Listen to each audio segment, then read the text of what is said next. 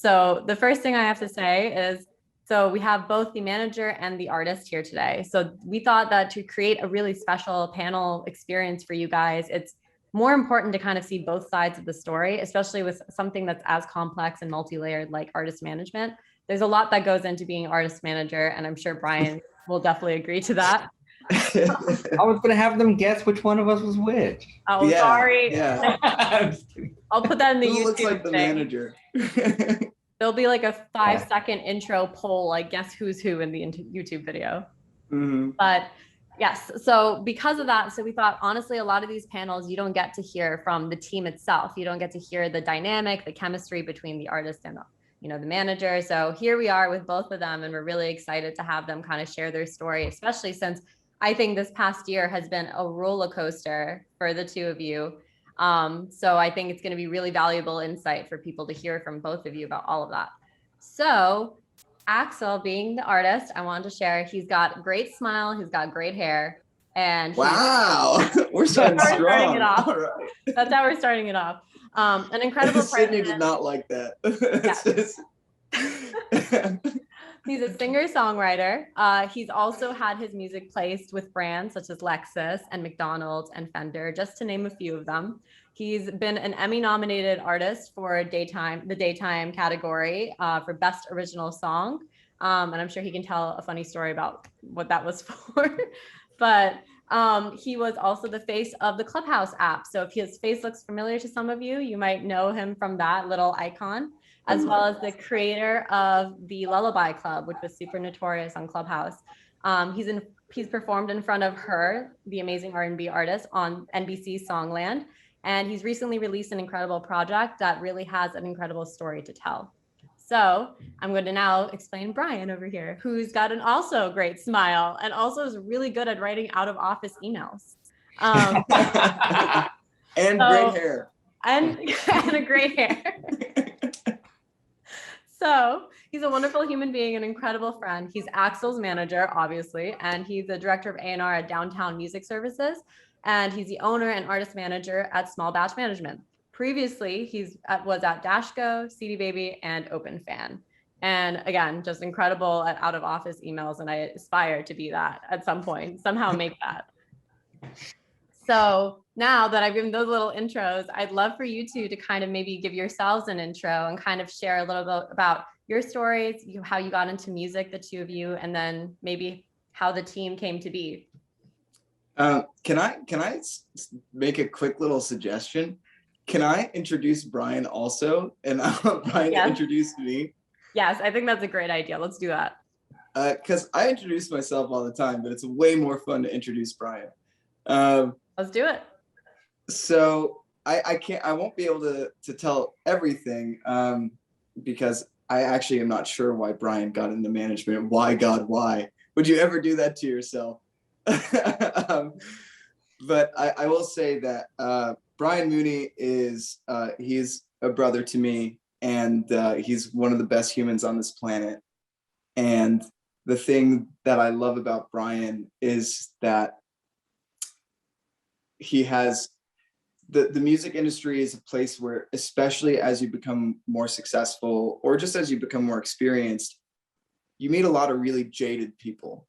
The industry kind of rips your humanity away from you if you're not careful. And Bryan is somebody who, despite how successful he is, both as like a individual and, as a manager and within the companies that he works in, he is always so empathetic, and he has always kept his humanity and his humility, and is just a great person. And more than I think that is as important as all of his crazy skill sets and his amazing out of office emails. That to me is what makes Bryan who he is. In addition to having an incredible strategic mind, just being on top of stuff always, and just caring. Bryan cares. Sometimes I'm like, Bryan cares more than I do about my career, and like the fact that I have somebody like that in my life, I just am so incredibly grateful. And it's rare to find. It's like finding a husband.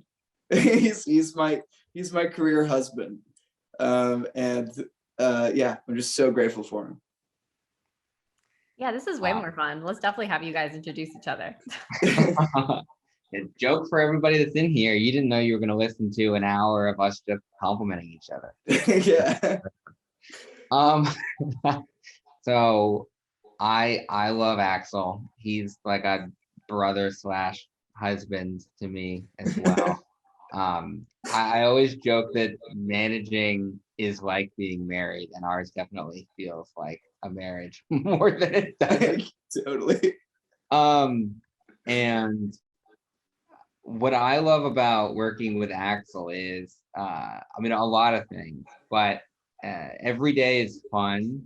Axel is an incredibly fun person, and he's silly and goofy underneath all that hair. And he's creative, and he's smart and driven, and everything you know, I think need to be as an artist to make it in 2021. But more than that, he has a story to tell, and he has a lot that he wants to offer to the world. And I would say much of Axel's career has been around providing service for others rather than himself. And the success that he's had has come as a result of being able to reap the benefits of thinking about others first and thinking about what you can give instead of receive. And yeah, Axel has this magical magnetic likability, and everybody wants to be around him, and everybody around him wants to be best friends with him. And as a result, he's been able to do some really incredible things, and I'm grateful to be on that journey and to help to manage that smile and that magnetism. Because I'm married to it now. So yeah. You get to wake up to that smiling face every day. I wake up to his face every day. So good. So good. I love that. I think that was a really great way to kick this all off and really get to the nitty gritty of it all, and so that people can see why this chemistry, why this bond is so special for you guys, why it's so valuable, why it's become what you guys were just explaining of each other. So maybe you guys want to explain now, how did you guys end up being a team? So like Bryan, how did you come across Axel? Axel, how did you come across Bryan? And how did you guys decide that it was the right fit for, you know, doing this for the rest of your lives? What I remember is long before we knew each other, I think I was living in DC at the time, and Axel's first song came out. This would have been 2017. And it did well, and it hit the viral charts, and it was something that like I stumbled upon in my own world, and I loved it and reached out to Axel's then manager, and offered to help out however I could. And I think I made some introductions, and we became friendly. And you know, a year or two later, when I moved to LA, his manager and I, Mike Ducey, who's wonderful, remained friends. And I came to see Axel play a show at Hotel Cafe, and just loved it. There was something like magnetic about Axel's energy in the room. And I left that show again telling Mike, you know, let me know how I can help. I think there's something special here. And that ultimately led us to testing out a co-management relationship, when that went great. And now we've been working together for what, around 3 years? Yeah, maybe 4. No, not 4 years, 3 years. Didn't you say 2017? Oh no. 2017 was when Waste My Love came out. Yeah, I haven't been in LA for 4 years. Been like 3 years. Yeah. I'm worrying about this marriage. You guys got to know your anniversary date. Oh, it's broken. It's full of holes. No. I mean, that was honestly a great recap. Yeah, I maybe just to add a different dimension to that, like, Bryan and I obviously didn't start out feeling the way that we do about each other. We've really built our working relationship and our friendship over time, you know, like we got along really well initially, and that was just like with anybody. Like there's the initial chemistry and also initial, you know, like interest in working with each other. Bryan had perspectives a network and just like know-how that was really useful to me, and I was doing stuff that he thought was really cool and really interesting to him, right? So it was mutually beneficial, and that is really where it started. And it's funny, but like even in this example, this is what I always tell my friends who are looking for management is a good manager finds you. It's pretty easy to get a shitty manager, and I had, you know, managers that it did not work out with, like they just didn't know what to do with me, and like, or it wasn't a good working relationship. And I went through probably 3 or 4 before I met Mike, who then, you know, I was co-managed. I didn't actually know it was that many. Yeah, no, I had. We don't talk about our exes. We don't talk about our exes. Well, now we do in public. But you know, I went through a couple managers, and it's hard to find like the right people, and you don't always know if it's going to be the right person. Like when I first met Bryan, I wasn't like, yeah, I'm going to work with this dude for the rest of my career for sure. It was like, cool, he seems like a really nice dude, seems really smart. And then the more we worked together and the better we got to know each other, you know, that trust and that communication has been built. And of course we've had ups and downs. You know, we've had moments where Bryan was like, where we were both honestly like, are we going to keep doing this? Like, does this make sense anymore? But the fact that we've been able to have that transparency with each other and that communication with each other as time has gone on has been really important. And again, that's why I say, like, truly a good manager finds you, and it also takes time to build the kind of relationship that now I feel so grateful and so lucky to have. But it didn't happen overnight, and it didn't come out of nowhere, right? It took time. No, definitely. And that makes sense, because I think a lot of people, I mean, a lot of people do know this, but a lot of people don't know how a manager's relationship with an artist is at such a deeper level than any other role in the music industry has with an artist. It really is like, whether it's marriage or if it's parenting or for whatever it is, it's definitely a more intimate relationship with that artist and getting to know them more than just the artist themselves. You know them now as the friend, the family member, the everything. So I think that that's like a good point you make about, like, if you're letting them enter into your life, they really have to believe in this as much as you do. So definitely, yeah. So sweet. Mike, we were just talking about you. Where are you? Ducey? Yeah. Mike Ducey. Sorry, I'm late. I totally spaced out, and then I couldn't figure out how to join, but I found the Zoom link. The Love man, you, the bud. myth, the legend is here. Yeah. Here, My ex-husband. There he is, everyone. The man who caused all of this. Yeah. Yeah. True. Yeah. He's the nexus point. yeah, this little Axel guy singing in the backyard really triggered something in my head. I was like, I gotta ask this guy to go get a drink. Well, where did we first meet? Was it Dune in Atwater Village or something for like falafel sandwiches? I think that was your suggestion. Oh my God. That's, Now we're really going down memory lane. yeah, we really are. Mike's got a good memory. I don't.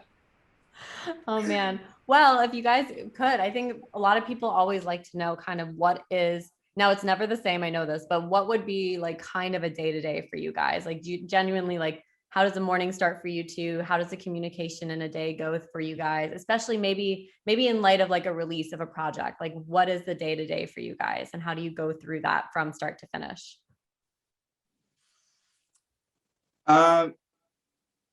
I mean, I'll take a quick stab at this, and Bryan, you can jump in if I'm missing anything. But honestly, our communication is near constant. There isn't really a time where we're not communicating, and if we are not communicating, it's like very deliberate, and we've talked about it. But Like for your stand. Yeah, like if you go, like if Bryan actually takes a vacation for once. Like, or if I go to Joshua Tree and I'm like, I need to disconnect. But otherwise, I mean, we text and talk, and we're on the phone, or, you know, on emails, like pretty much every method of communication. We're on pretty much 24/7. one thing that we do is we have like a shared note that is like an agenda, and as things come up, so that when we get on calls, we know what we're talking about, just to try to save time instead of being like, what do we talk about today? And usually we just kind of run through those things, and we try to make sure that if there's any follow-ups or to-dos or action items from opportunities coming in or whatnot, or if there's things that we need to discuss where it's like somebody sent this email, what do you think about this? Should we do it or not? Like we tend to have a daily call where we go over everything, and then the in-between time is just figuring out stuff. So there's both like a scheduled time, and there's also just a lot of improvised, like, here and there. And I think as we've worked together more, we've gotten better at using the scheduled time instead of just like having every in-between moment being filled. But especially around releases, things get more intense. And then we'll schedule out like, 2 hours or something to like come up with a marketing plan, or, go over stuff with Jamie, who does my social media. So it's definitely a mix. For sure. So Bryan, so how would you go through then going through like the recent project that Axel dropped? What are some of the things that as a manager you have to take care of for him that like he's like reaching out to you and is like, help me, I have to get this project out? What do you do? This was a particularly unusual time, both because Axel was in Mauritius 11 hours ahead of LA, which sounds fun, not fun. And Morning, good night. And yeah, literally. Also just because we were releasing this project in the midst of this Clubhouse moment, and it really felt like we had too many things going on at once.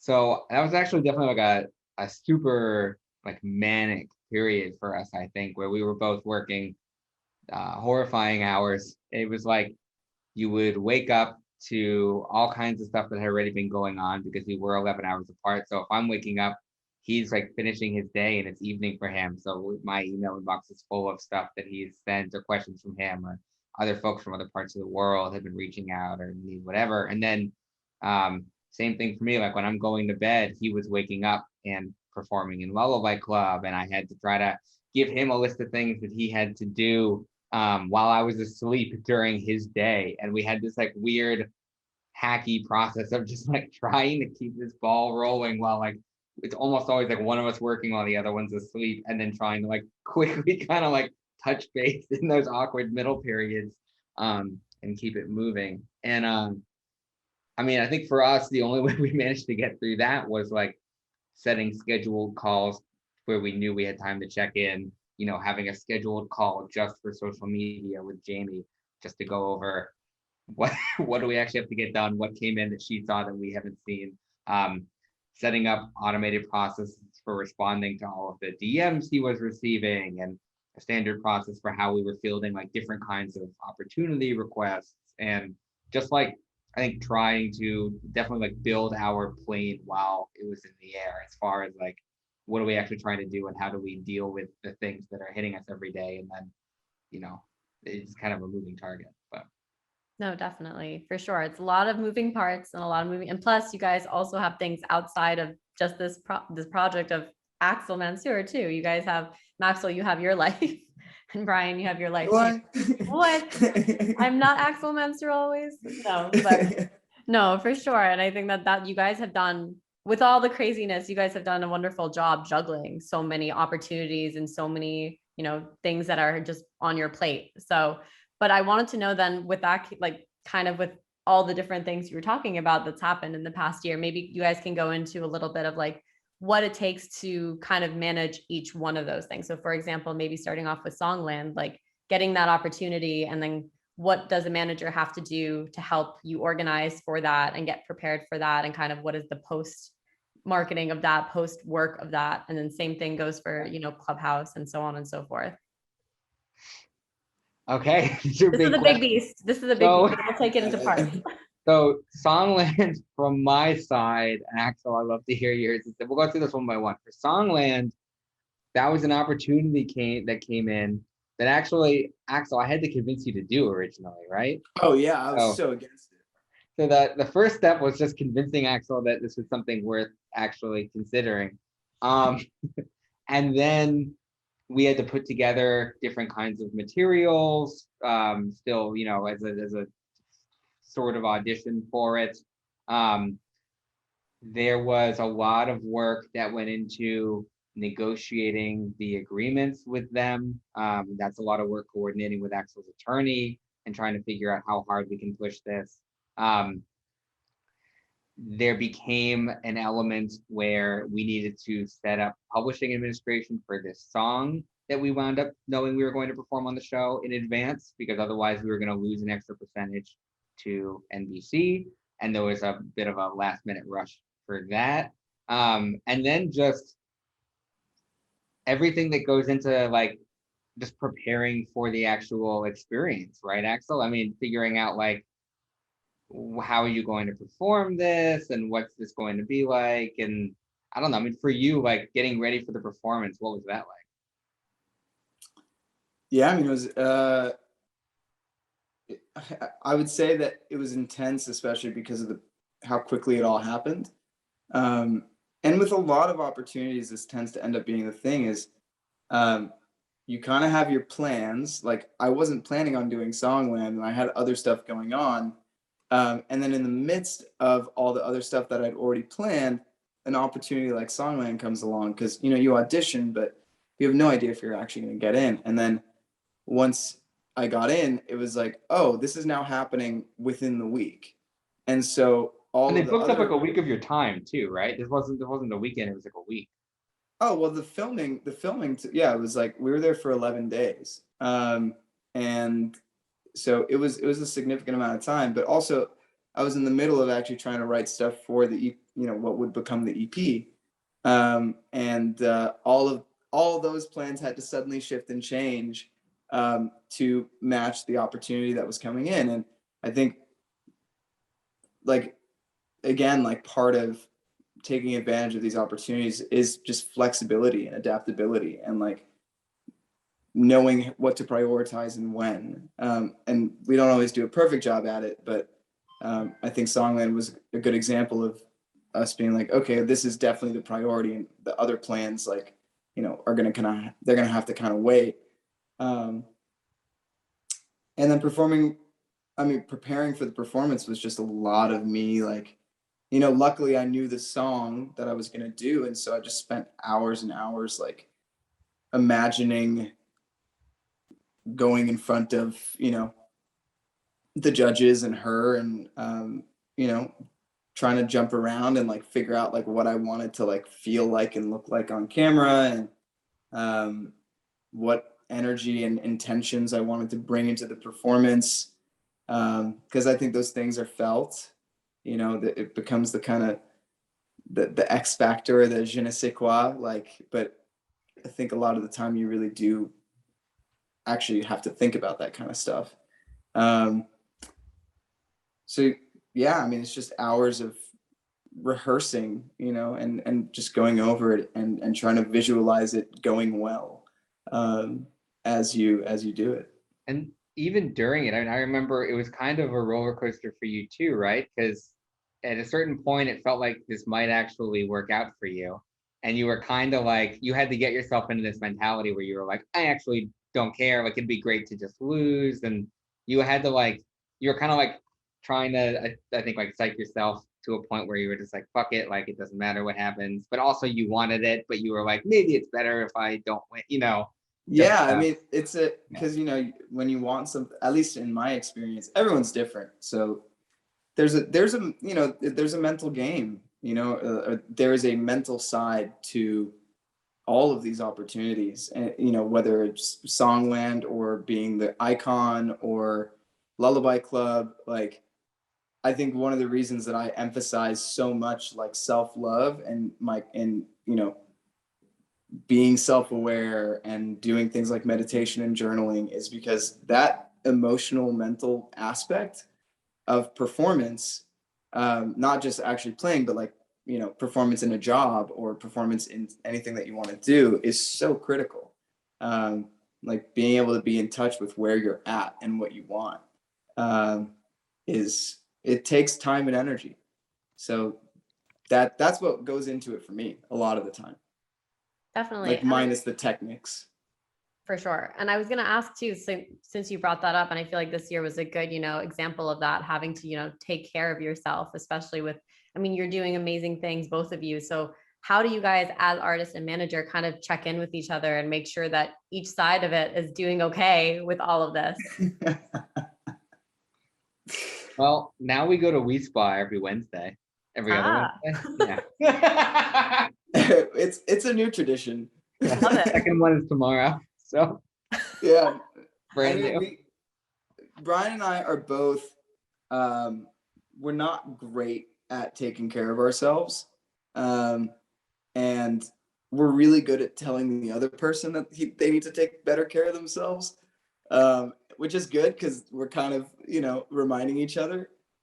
And, we have a hard time taking breaks. And like, I think sometimes we bring out that manic side in each other, which is great for the sense of productivity, at least on the surface. But actually, if you're just continually manic, you're doing things, but like you don't really have the energy for it. For sure. And so we've had to figure out how to. I think one of the toughest things for me has been really learning how to say no, and not being afraid of the consequences of saying no, but actually learning how to embrace what no means.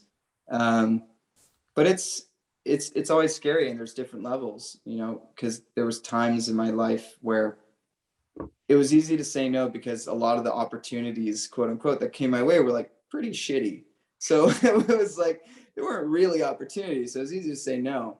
But when something like the Clubhouse icon thing happens, and all of a sudden a lot of people are coming my way with all of these, potentially interesting things, that I'm like, oh yeah, that could be cool. And that could be cool. Oh, performance like for a Japan room, and also for like Italy, and also for all these other places. And everybody wants to do like an interview with me. Like there's more things coming at me than I can actually say yes to. And I had to really learn how to say no and how to ask, like, what do I actually want? Otherwise, just be super burnt out. Like, and I still did get burnt out, but Right. No, it would have been even worse, and I would have never gotten out of it if not for us like working together to at least address that and be aware of it. Yes, definitely. I mean, I know that Bryan was definitely like, I think as a manager too, you kind of act as the gatekeeper for the artist for everything. So every opportunity, like, and I'm sure Bryan, you can talk about this more, but you're the one who's kind of standing in place and making sure that every opportunity that does come to Axel, you guys are checking it first, making sure like it's something he should take on, and not like there's a lot of great opportunities, but like, does he want to do this many right now? Does he want to be, which ones does he want to pick and choose kind of? And of course, like, you now have an amazing, following, and amazing people that love you and adore you, loyal fans. So like, you kind of now get to pick and choose kind of the opportunities that come your way, and which ones you do want to take and which ones you might pass on for the next time. Yeah, I mean, at a certain point, we had to go from just saying yes to anything that came our way and just figuring out how to manage it to going, we literally don't have time or like energy in the day to do everything. It just isn't possible. And how do you begin to prioritize? How do you begin to manage the human element of prioritizing, which means like often the people we're saying no to aren't like faceless entities. Often they're like people that Axel knows. And how do you manage that? Like a big, separate a little bit from opportunities, but a big change after the Clubhouse explosion was going from, Axel communicating directly with fans anytime they reached out to him on any platform, to like, how do we continue to be there for them and be present and make it clear that like we care and we're paying attention and we're giving them a way to directly engage with him without actually having Axel need to respond directly to every 1,000 messages that he might get in the day and have a conversation with every one of these people. And that was a big learning curve for us that, I mean, I think we're still like adjusting now as things are kind of slowing down a little bit again from that like hectic moment. We're still trying to figure out like where is that happy medium and how much time can you actually invest in this in a day and how much energy and where's that sweet spot. So. Definitely. No, that makes sense. And I feel like, I mean, I was also one of those people who's just constantly rooting for him. And I was getting those little DMs like, I'm so sorry. I promise I'll get to you soon. And I was like, I appreciate you. Don't worry. I know how busy you are. So yeah, everybody got this. Yeah. Figured, but it's totally, I mean, I think that that's the right move, obviously. Like it's really, you can't answer 1,000 messages. You can barely answer 5 sometimes in your day. So for sure, I understand that. So then in terms of the Clubhouse situation, I love to hear actually, so I want to make sure we get to at least these two for sure. It's like the co-management deal, because I think that's an incredible opportunity for you guys, that friends at work, you guys are now with them and it's an amazing company and you guys are amazing. So I want to hear kind of what made you guys decide to take that path. And then maybe we can circle back to the Clubhouse kind of thing and how a viral moment, how you guys kind of took advantage of a viral moment and kind of allowed Axel to ride the wave with all of that. Since that was something you created, Axel. So we'll start with co-management first, because I think people want to know kind of what is co-management, like what does that entail when you get in a co-management deal, and then why did you choose it? I mean, co-management is the idea that you can have multiple people involved in a project who have different strengths and skill sets, and that you can together do better than individually. So like Mike, who popped on here for a minute, and I used to co-manage Axel, and you know, we have different strengths, and together we were a great team that could kind of divide and conquer. And you know, for the last few months, it's been just Axel and I and folks like Jamie who we brought on, and it's become a lot of work. I mean, especially as everything blew up on Clubhouse, the workload increased, and managing Axel became a second full-time job. And at a certain point, it's like I'm not serving him as well as I can with like the limited time and attention that I have. That's one thing. And then of course, like I have my strengths, so there's a lot that I'm not the greatest at. There's a lot that we had to and are still, you know, figuring out in the moment. So, you know, when this all got crazy, there were a number of folks in the industry who I, you know, was leaning on a little bit for advice and for support. And one of those people was Jeremy Gruber, who's the head of marketing at Friends at Work, which is a great management company. They represent John Legend and Charlie Puth and Lindsey Sterling and just a number of fantastic artists. And they were super supportive and were helpful to us even when there was no upside to it for them, besides, you know, that we liked each other and had a good relationship. And at a certain point, we just decided that it made sense to bring them into the picture. And the idea there really is there's a lot that they can do better than we can. They're more experienced, they have better relationships, they have opportunities due to the size of the artists that they work with that come their way. Like basically, they can help us move faster than we can ourselves. And like a specific example would be like for Axel now, a big part of our business is partnerships. For him, for Lullaby Club, it's working with brands, working with tech companies, working with whoever. And a lot of that has like been us figuring it out and like flying by the seat of our pants. It's nice to work with a management company that has a partnerships team who has been doing this for years and does it at the highest level and already has the relationships and has negotiated these so many times that they can do it, you know, with their eyes closed. And it's nice to have folks able to lead that. So it's not just Axel and I having to, you know, completely recreate the wheel every time we get on a call about an opportunity.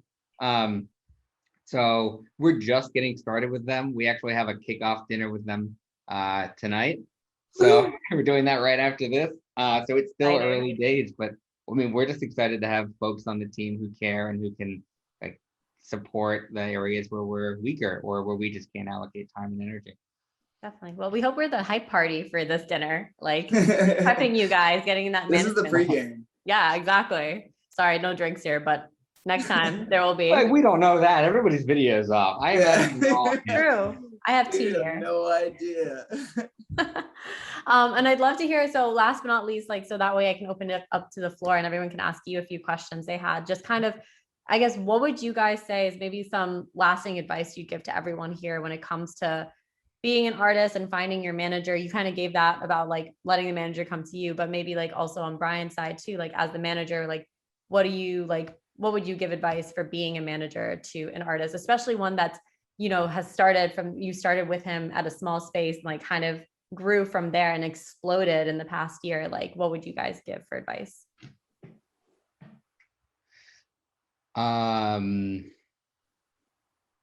My advice would be, I'm trying to think through this right now on the spot.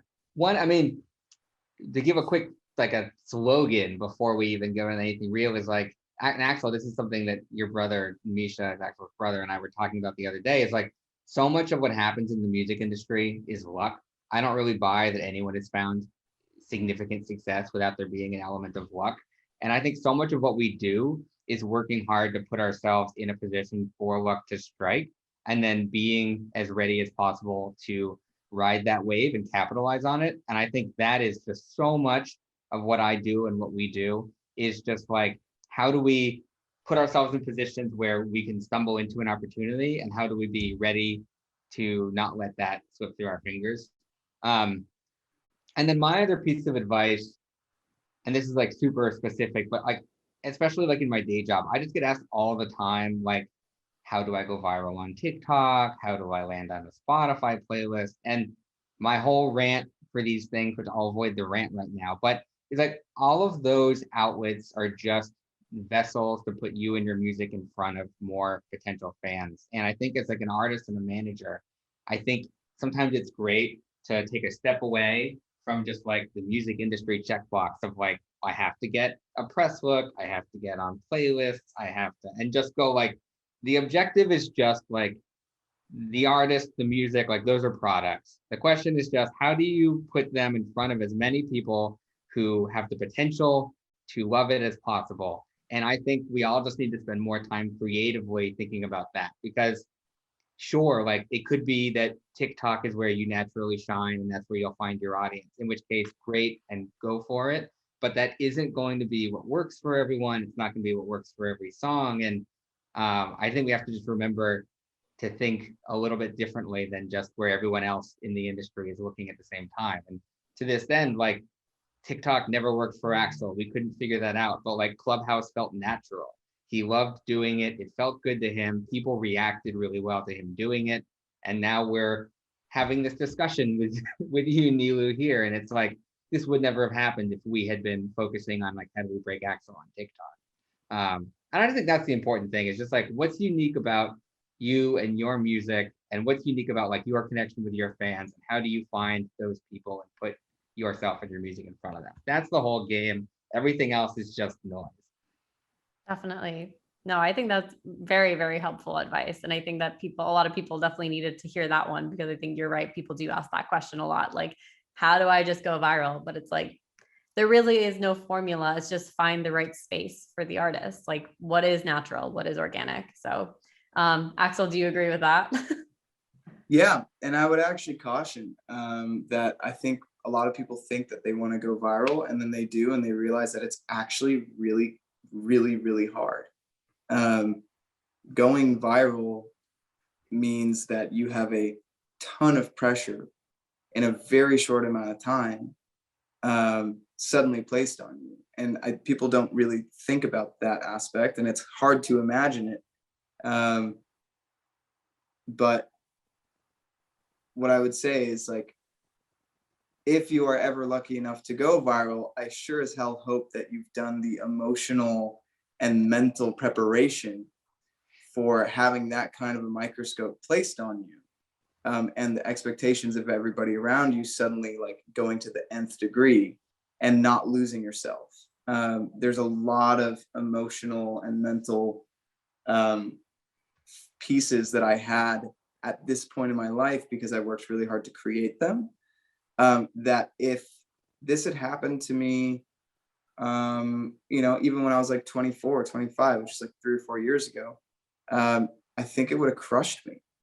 And you see that happening with a lot of creators on TikTok. Like, they go viral, great, and then they get really depressed and they get super burnt out, and they're like, I don't really enjoy this anymore. And that's the worst kind of thing I can imagine, right? Success that takes away your happiness. Mm-hmm.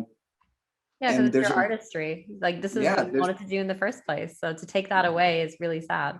Right. That's what I totally agree with Brian. Like aiming to go viral, at least in my opinion, it's a short game. You know, that's how you can guarantee to be a flash in the pan. And yes, it may create other opportunities for you, but it creates a ton of additional pressure.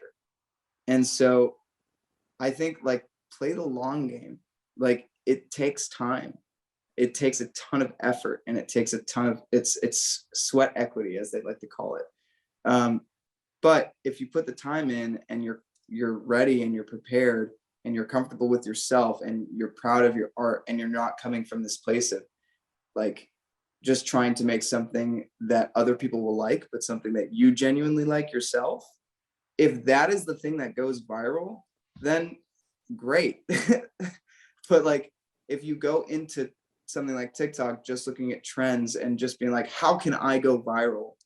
And you make something like that and then it does go viral, like that's not going to be sustainable. That's not going to create a career. That you'll have maybe a year max where you can do that. And then what? So I really encourage people, like, don't chase virality. Just chase the things that make you really happy, and that you can enjoy the process of doing. Yes, I think that's a wonderful way to kind of end off and allow like everyone to ask their questions. That was, I mean, beautiful, both of you. I think that was really, really helpful for a lot of people here in this room. I think even like myself working with artists every day, like I get asked that question. I'm like, I want to get you to where you want to be, but is that really where you want to be? So I think that's really, really helpful advice. So I know that we kind of are short on time, but I want to at least get maybe 5 minutes of questions in. So if anybody wants to kind of, unmute yourself. Yes, lightning round. So anybody want to unmute yourself and ask a question, please definitely feel free to do so. I'll go. This is Erica Simone speaking. I'm interested, just as somebody who's also in public relations, career management, artist management, really interested in your thoughts on what the next phase of the internet is going to be, and I'm going to try to like maybe narrow that down. Like, what do you think is the next wave or the next thing that's out there that we should pay attention to that can help bring more attention to your music and things like that? So, reels are like popular thing as well as TikTok, but is there anything on the low that I'm not saying for myself that you may see that you'd like to share with us? Because, I understand sometimes you want to keep the sauce secret, but if you want to share the sauce, please do. Brian? I don't know if I have a good secret either. I'll say, all right, I don't know if this answers your question. I don't know if I know what the next biggest thing on the internet is going to be. If I did, I'd be doing it, and We'd be doing it. Be all over it right now, yeah. One thing that I just like calling out, because nobody knows this, is for anyone in here that's an artist and plays shows, or a manager that works with artists who play, Bands in Town's ability to freely message your fans is the most powerful marketing channel in the music industry, and it's easily also the most underutilized. If you look at an artist with significant fan base, you're going to see a click-through rate 4 times that of a post on social media. It's great. It appears as an email to everyone who follows the artist on Bands in Town. They have the app. It's a push notification. It's great. Totally worth using. My random tool plug that nobody seems to remember to pay attention to. Yeah. No, that's amazing.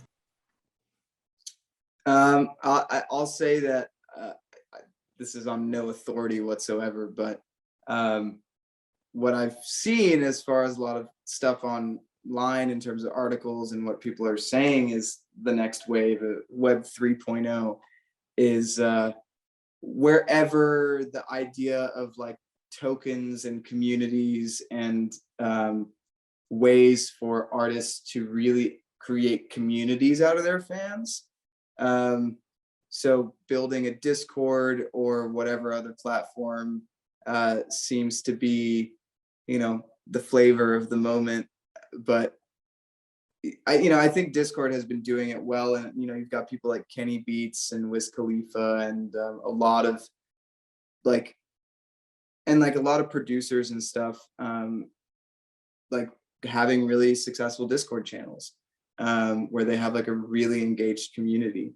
And I think that is definitely, that's just an important way to think about the experience that you're creating for your fans, because there's one aspect, which is when you, the artist, are in the room or with them, right? And they're interacting directly with you. And then there's this question of, well, what about when I'm not there? Like, what could I do to make, what could I create, or what environments could I create that would allow my fans who have similar interests, because they like my music, and therefore, like, that's at least one thing, but what else about them, these like demographics or whatever, there's gonna be crossover in other ways. And if you can create a place for them to interact with each other, it only builds an affinity for what you represent, right? So for me, I think like one of the things that we want to do and haven't done a great job of doing yet, Coming but soon. like, yeah, it's like is building a Discord channel for myself and creating a place where, I honestly, I'm trying to think about what are things that people who like my music would be able to connect over that aren't just like, oh, Axel's music, because I think that only has so much staying power. And as I think about it, I care a lot about mindfulness. I care a lot about self-love. I care a lot about like emotional and mental health, and finding innovative and fun ways to provide those spaces for the people that like my music is a way to create community. And in a sense, Lullaby Club kind of does that, but I try to have Lullaby Club be something that isn't just Axel Mansoor and is actually about supporting all kinds of artists. But I think, I think that is gonna continue to be a big thing, and especially as NFTs or that technology or whatever, as people are able to create small economies within their own communities that people buy into. Maybe in the next 5-10 years, like now it sounds crazy, but I think in 5-10 years, it'll be about as normal as having a web page. For sure. And it looks like we have a question in the chat from Sarathi. So past pitching to publications, playlists, and engaging on social media, what would you suggest is the next step for growth for indie self-managed artists? My quick answer is basically what I think was trying to say before, which is one, there is no just like catch all, this bullet fixes everything, blows you up. But I think again, it's more about taking a minute to look at like what you have, like what's unique about you, what's unique about your music, what do you have access to, like what feels good and natural to you, and looking again at how can you find the intersection of those things to put your music in front of people who could potentially be fans. So maybe that's playing shows locally. Maybe you do have a story that's super compelling, and that's trying to get that story told in press. But I think for most artists, I think like press really doesn't grow an audience. Maybe that's partnering with a friend of yours that has a business to do something unique, some kind of a collab that puts your music in front of them. Maybe like TikTok comes naturally to you and it really is just TikTok.